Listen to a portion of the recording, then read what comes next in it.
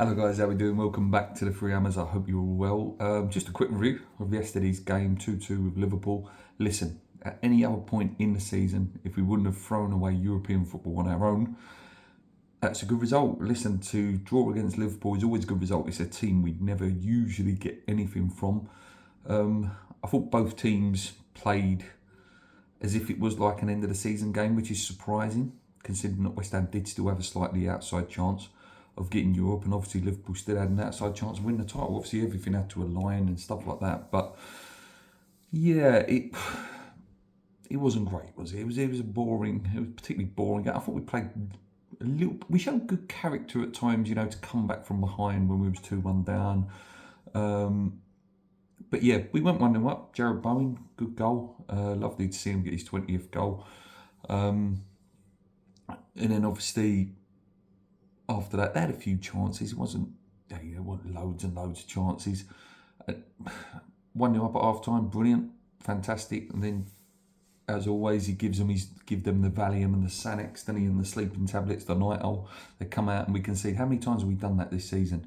It's just horrendous how many times early doors in the second half we come out so lacklustre. Robertson with the sort of weird shot that went in. And they did take the lead. And after that, we saw, like I say, we had a few chances in the game. There was obviously Antonio scored the great header. Bowen had a few chances. It was a bit unlucky. We were a little bit unlucky not to go and get the win there, but we sort of just didn't fully go for it in the end, to be honest with you. Liverpool were really bad. It's one of the worst, Liverpools I've seen. Obviously, with the Klopp thing, Salah looks like he'll go as well. There was an opportunity there yesterday. There was an opportunity to go and beat them, and listen, our finish is not on yesterday's game. It's the poor results that have been since the turn of the year. We've thrown Europe away ourselves. Top six was 100% there for the taking. No one wants it. Maybe Newcastle now, they've found their better form. Yeah, it's disappointing. It's a disappointing end. What we got? 3 more games left. Chelsea, Luton, and City.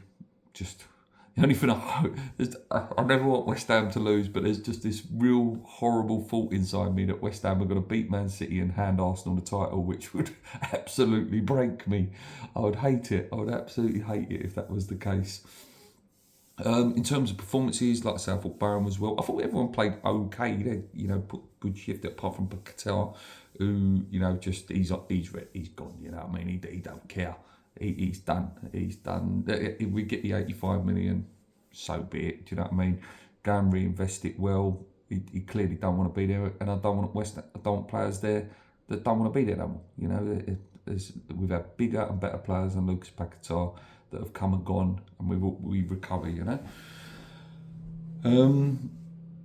Just on the Lopetegui stuff, this is a bit of a mixy video rather than a review. Obviously, Lopetegui apparently is more or less, if you believe the rumours, going to be going to Milan now, which again rules out another manager.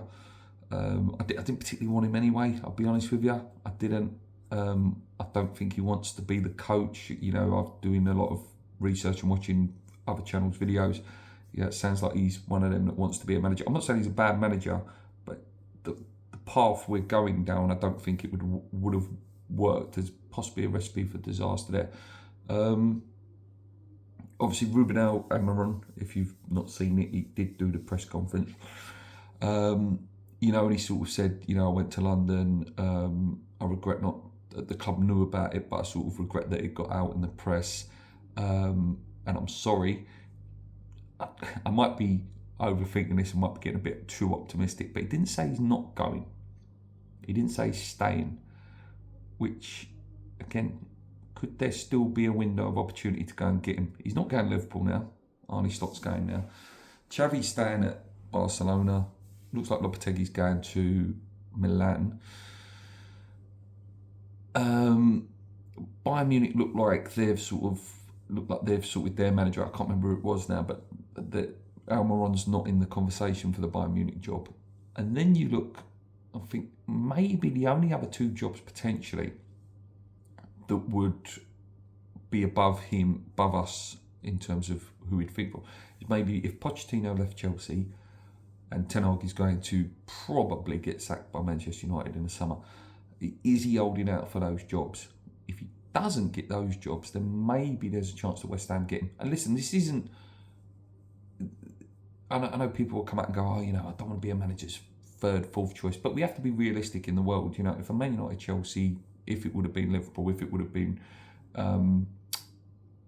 Barcelona, for example, we have to be realistic where we are as a club in terms of, yes, we are a big club and we have big ambitions and there's a good project there for someone.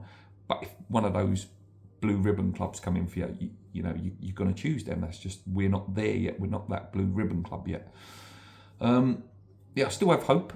I still have a little bit of hope about Almiron, but I think Potter went favourite yesterday. So, like I say, still a lot that can be done. We need to get done quickly, though. As soon as he goes, they need to know who that manager's going to be. It's clear that they're talking to people now, which is probably 100% confirms that David Moyes is going. But again, don't be surprised that West Ham dither and dally, and then don't get nothing done, and then end up saying that David Moyes is going to sign a new contract, and they just dangle it, dangle the announcement that he's going, with that potential that if we don't get a manager, that happens, and that would be an absolute toxic disaster. Yeah, that's it for today, guys. Like I say, not particularly a Liverpool review, more of like just sort of a feelings on where we are at the moment and how it's going to end now. Like I say, the most thing I would like now between now and the end of the season is just see some kids play.